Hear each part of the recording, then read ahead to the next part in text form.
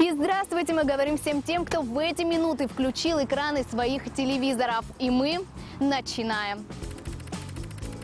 Как известно, перемен требуют не только наши сердца и наши тела. Женщины, которые уже не могут находиться в том состоянии, в котором они живут долгие годы. Измотанные работой, отношениями в семье, каждая женщина хочет изменить свою историю, внести ярких красок в свое существование. А самое простое в этом – преобразиться не только внешне, но и внутренне. И программа «Перезагрузка» сможет стать лучшим путеводителем в новую жизнь.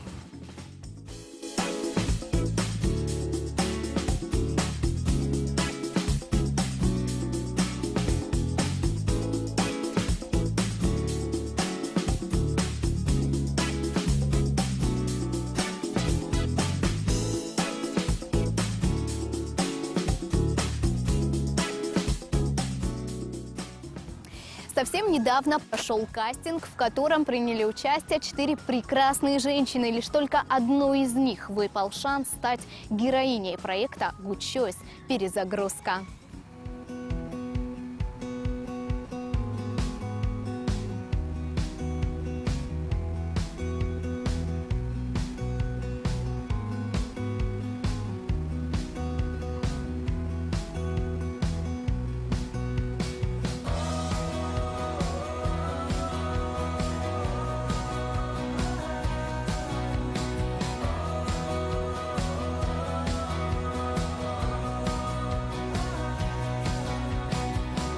И мы познакомим вас с ней прямо сейчас.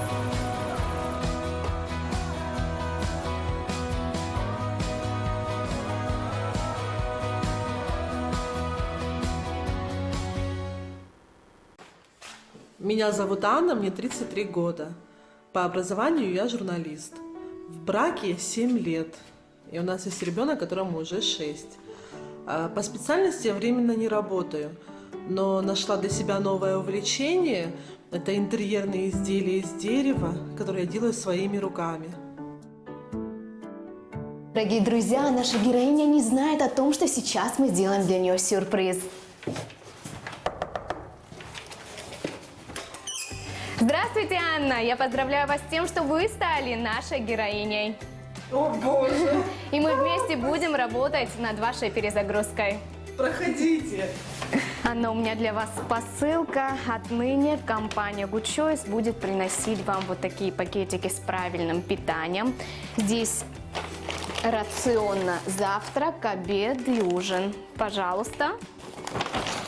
И что, это все мне можно будет съесть за целый день? Конечно, и именно на своем личном примере вы поймете, что можно каждый день питаться правильно и одновременно вкусно. Спасибо. Я думаю, все-таки даже нашим телезрителям интересно то, чем вы питались до этого. Да? Раньше я питалась не совсем правильно, может быть, даже вредно, но в последнее время я стараюсь переходить плавно на ПП. Муж у меня на посту, ребенка я приучаю к правильному питанию, поэтому сейчас в моем холодильнике вы не найдете много вредных продуктов, немножечко совсем. А давайте мы все-таки заглянем в ваш холодильник, посмотрим, сколько диетической еды в нем лежит. Заглянем? Давайте. Ничего себе! Скажите, сколько раз в день вы готовите сами? Готовлю я достаточно много. Периодически для мужа и для своего ребенка? Да. Я вижу, что у вас здесь колбаса, да, овощи. А для кого вы готовили картошку с грибами? Картошка постная с грибами и петрушкой. Потом она будет доготавливаться в духовке. Это все для мужа. Сами вы любите есть картошку?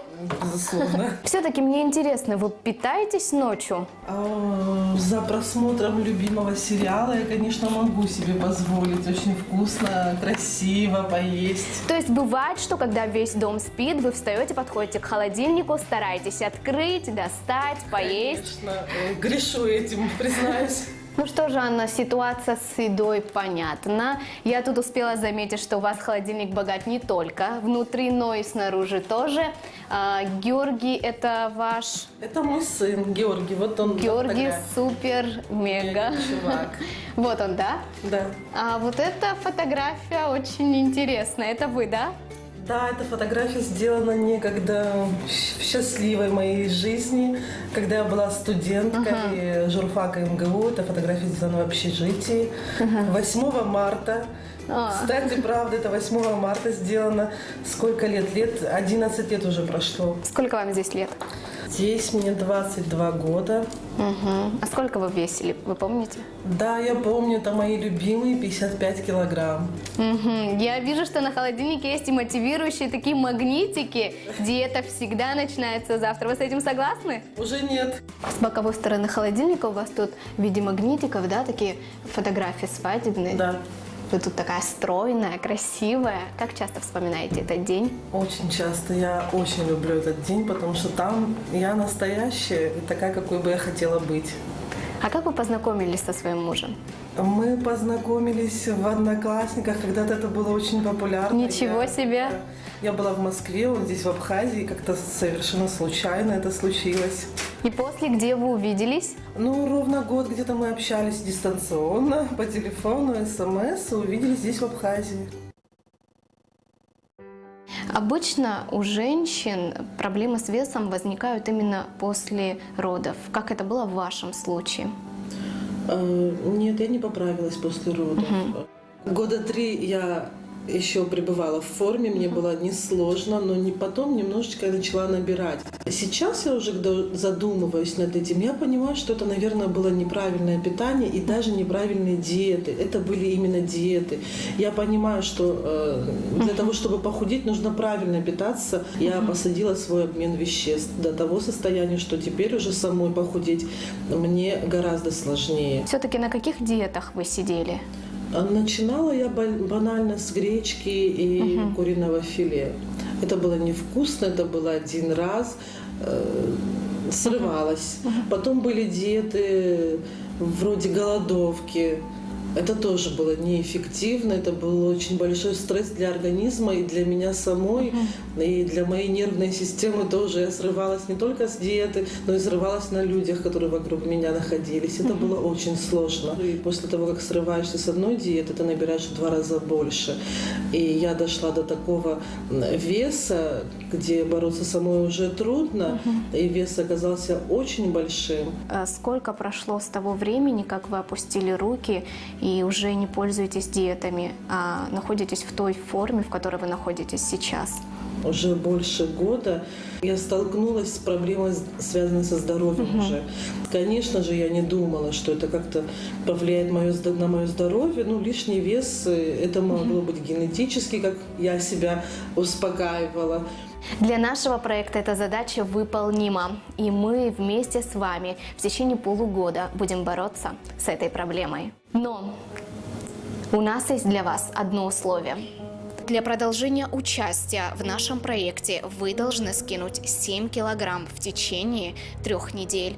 Иначе героиней нашего проекта может стать другая.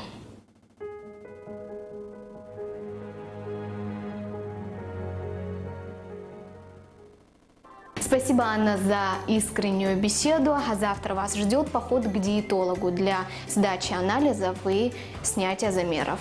Спасибо. Я вас не подведу, я очень хочу меняться. Я уверена, что у нас вместе с вами все получится. А завтра я желаю вам удачи. До свидания. Всего доброго. Привет всем стройняшкам и худеющим. Я вышла походить. Сейчас глубокая ночь, но это единственная возможность за сегодня у меня выйти на целый час.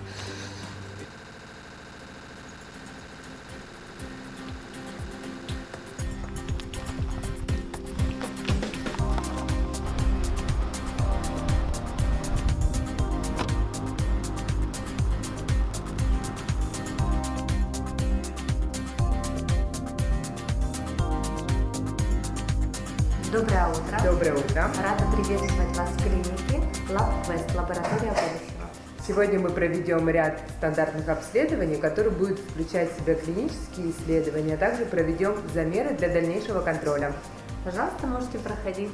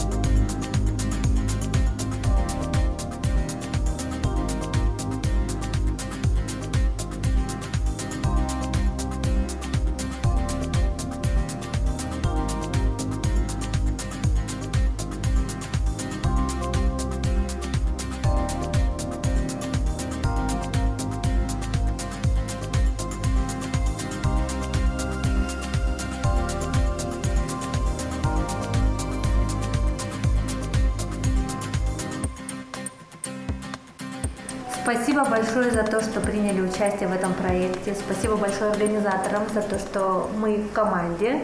Нам очень приятно. И мы дарим вам небольшие бонусы. Это наш календарь, наши брендовые ручки и многоразовый медицинский термоградусник Next Step. Будущее уже наступает.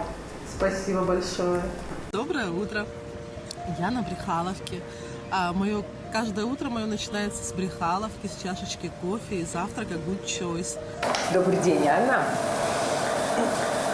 Мы получили результаты твоих анализов. Хочется сказать, что есть изменения, на которые стоит обратить внимание. В частности, больше всего меня беспокоит повышение печеночных ферментов. Оно незначительное, но оно имеет место быть. Это говорит о том, что клетки печени под воздействием жировых капелек разрушаются. Если этим не заниматься и не приводить свой рацион в порядок, то это может быть чревато серьезными последствиями. Я буду учитывать эти данные, когда буду составлять рацион. Он у тебя будет сбалансированный, с учетом всех необходимых тебе микро- и макронутриентов, а именно белки, жиры, углеводы. Также обращает на себя внимание повышенный индекс ХОМа. Это индекс инсулинорезистентности, который показывает чувствительность твоих тканей к инсулину.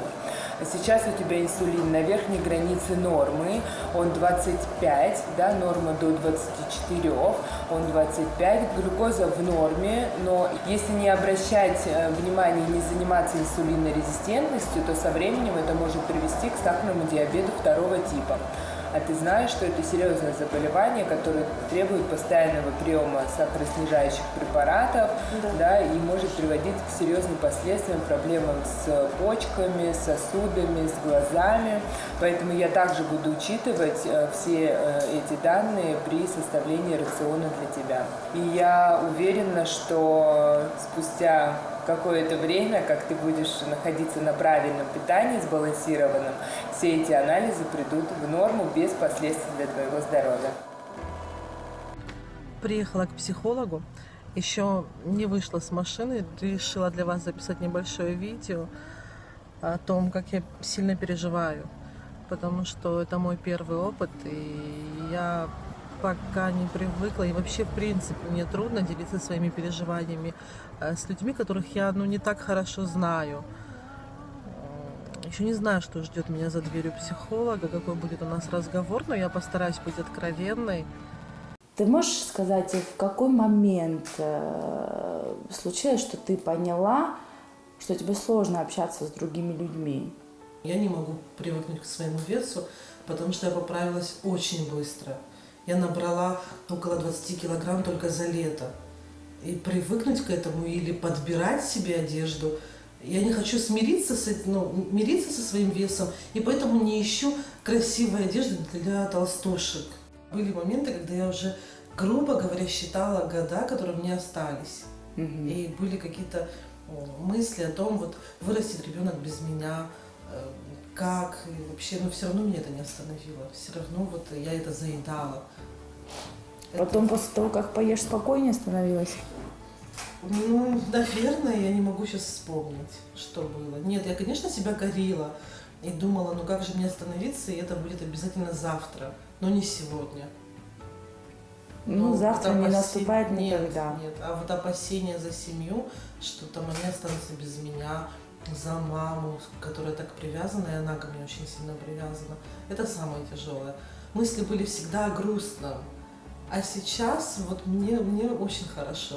Я мечтаю о лете, о легком платье, о красивых аксессуарах, которые, я знаю, мне будут подходить. Делать себя красивой, потому что понимаю, что на таком теле некрасиво будет смотреться ни одежда, ни макияж, ни бриллианты или аксессуары, ничего. Я не хочу с этим мириться и не готова. Скажи, это была причина, почему ты не вернулась к своей любимой работе, к журналистике? Конечно. Я знаю, что тебе делали предложение. Да, быть журналистом – это много бегать, активно общаться. И когда это смотрится неуклюже, опять-таки я о себе так думаю, потому что это, И я не могу расслабиться. На работе, на любимой, нужно расслабляться и получать удовольствие. Я начинаю загоняться другими мыслями, как это смотрится. Я пока не посмотрю в зеркало, я вижу себя худой, и мне лет 26, и я еще студентка, и я очень счастлива. Вот. Там, внутри себя. Да. Но и люди об этом не знают, и никто, и стоит мне выйти, и это все уже по-другому происходит. Ты сказала, что после родов ты вроде как пришла в форму. Да. Ты была в декретном отпуске, да? Да, и он, к сожалению, сейчас стал у меня затяжным. А еще сейчас уже я жалею о том, что меня вот нет на семейных фотографиях. Сколько лет социальной жизни ты пропустила? Да, около 3-4 лет я пропустила.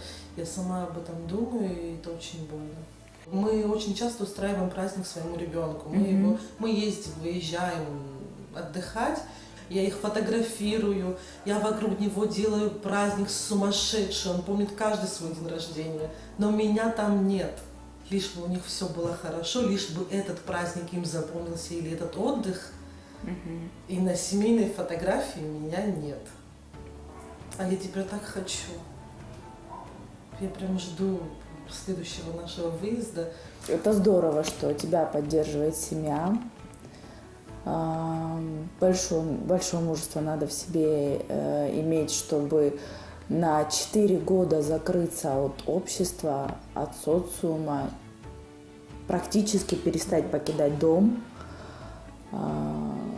и вдруг выйти на вот такой вот на всю страну, в масс-медиа и сказать это во всеуслышание, это на самом деле надо иметь огромную смелость. Не каждый человек на это способен. Я думаю, перед личностью с такими качествами никакие преграды просто не могут существовать. Это правда. Самое главное, банальная советская вещь – режим. Режим и системность. Да, мы смеемся над этим с детства, но это единственный выход. Анна, я так поняла, вы уже 2 недели в нашем проекте. Да, уже 2 недели. Прекрасно. Ну, как впечатления, как эмоции? 2 недели это очень мало, как мне кажется, для того, чтобы измениться. Но мне хватило, какая-то уверенность появилась в себе. Мне очень комфортно. Я как-то вот подумала о том, что еда мне причиняет очень много боли. И пока, не знаю, насколько меня хватит, мне пока легко. Ну и питаюсь я очень хорошо. На удивление это много, и от этого я худею. Но мне пока очень комфортно. Мне нравится все, я живу этим проектом. Каждый день какие-то интересные съемки, общение с людьми.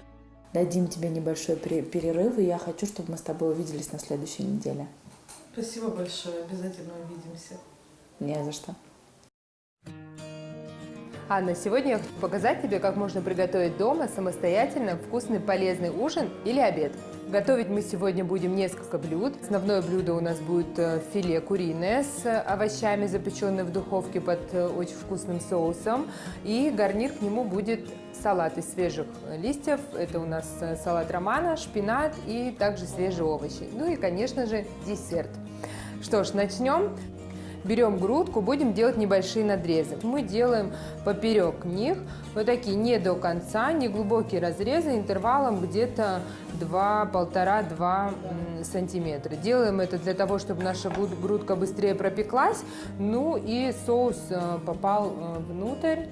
Грудка наша готова.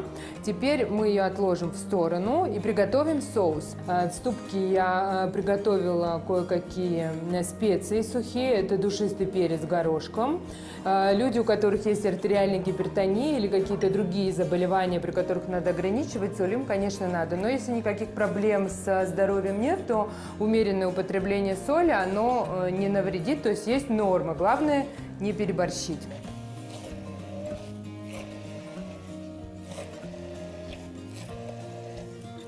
Что же, наш маринад для курицы готов. Давай теперь мажем хорошенько грудки. Вот так вот берем. Выкладываем наши грудки. Вот. Так, пусть наша курица маринуется, а мы приступим к подготовке овощей. Я выбрала сегодня болгарский перец. двух цветов, морковка и стручковая фасоль. Я советую делать гарниры овощные. Чем ярче овощи, тем в них больше витаминов и полезных веществ. Так, перец нарезаем такими длинненькими ломтиками. А, Элита, вот расскажите, как высчитывать правильно калории в таком блюде? Что касается калорий, в каждом блюде, то есть можно взять два блюда с одинаковой калорийностью, но польза у них будет абсолютно противоположная. В обычной повседневной жизни, если каждый человек будет считать все калории, которые он ест, он просто будет целыми днями только этим и заниматься. Так, овощи мы подготовили, и в произвольной форме мы выкладываем овощи. Многие спрашивают, да, есть ли какие-то продукты, которые вот можно кушать, либо какие-то продукты, которые категорически нельзя. В диетологии нету таких продуктов, именно если мы говорим о продуктах, да, которые категорически нельзя. Просто надо знать, что, когда, во сколько, в каком виде. Из одних и тех же продуктов можно приготовить себе полезный ужин, а можно приготовить менее полезный ужин. Значит, сверху все взбрызнем небольшим буквально количеством оливкового масла. И овощи еще раз мы сверху приправим. Мы забыли с тобой стручковую фасоль. Да? Ее мы тоже вот так вот произвольно отправляем в духовку где-то на 20-25 минут, в зависимости от толщины грудки. А мы за это время пока приготовим с тобой салат.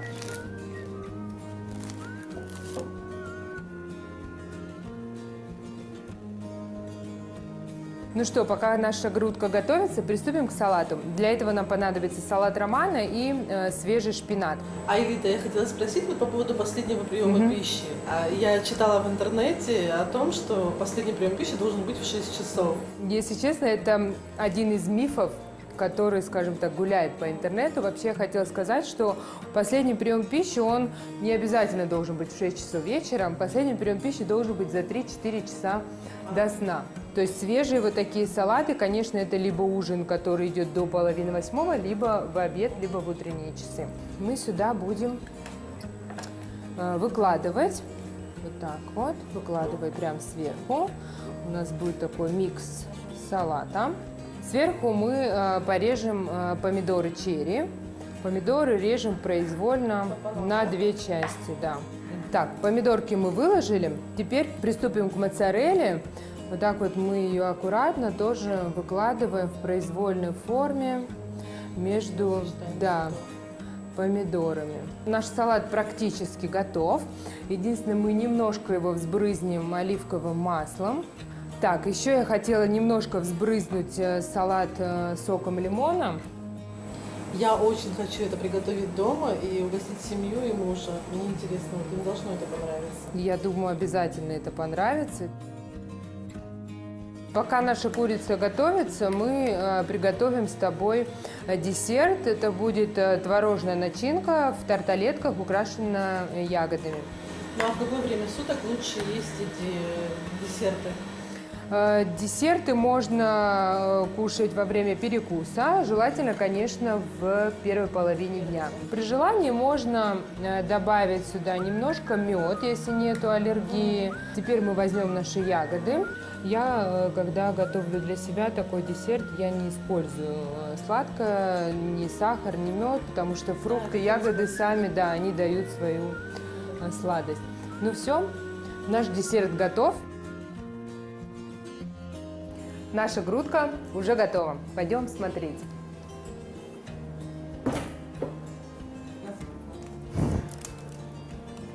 Вкусно. Вот такая красота у нас получилась. Ну что, пробуем? Пробуем.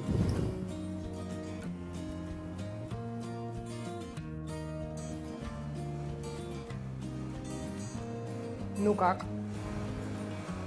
Это очень вкусно, и грудка очень сочная. Пришла с работы, пока какими-то домашними делами занимаешься, ты можешь закинуть это в духовку, пока ужин готовится или обед, да? Можно что-то параллельно еще делать.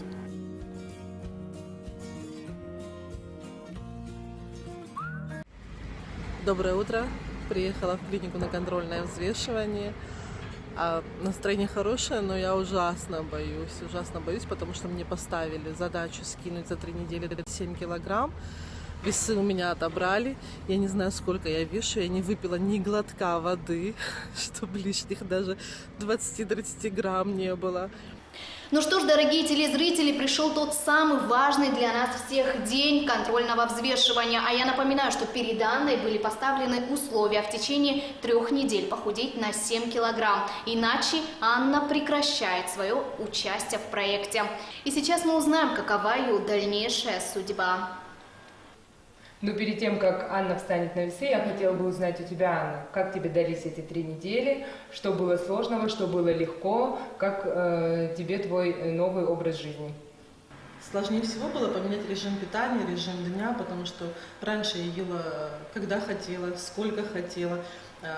За эти 3 недели у меня были, конечно, моменты, когда я очень хотела съесть кусочек пиццы, роллы, но я совладала с собой, потому что я понимаю и чувствую эту поддержку, я знаю, что я не должна подвести людей, которые верят в меня, и я понимаю, что я являюсь мотивацией для многих женщин, которые за мной следят, и я не могу их подвести.